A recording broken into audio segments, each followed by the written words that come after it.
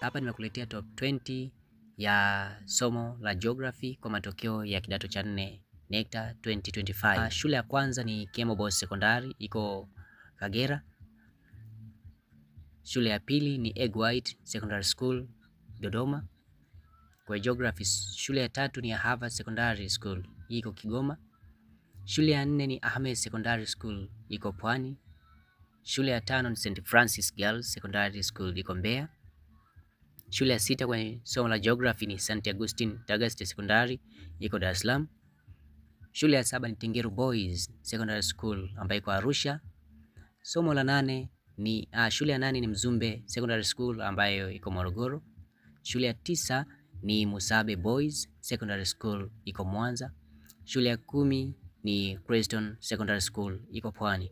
Shule ya 11 ni Compassion Secondary School, iko Morogoro.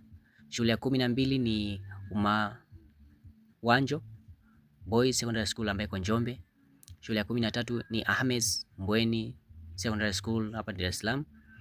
14 ni Tabora Boys Secondary School, iko Tabora. Shule ya 15 ni Kanosa Secondary School ambayo iko Dar es Salaam. Shule ya 16 ni John Melini Secondary School, iko Dodoma. 17 ni St Joseph Boys Science Secondary School ambayo iko Kilimanjaro. Shule ya 18 ni Centennial Christian Seminary ambayo iko Pwani. Shule ya 19 ni Madrasatul Habab Secondary School ambayo iko mjini Magharibi, na shule ya 20 ni Kibaha Secondary School ambayo iko Pwani. Hii ni top 20 ya shule zilizofanya vizuri kitaifa kwenye somo la geography. Kwenye video inayofuata nitakuwekea top 20 ya somo la biology kitaifa. Usisahau kusubscribe na kulike, pia kucomment kwenye channel hii. Uwe na wakati mwema.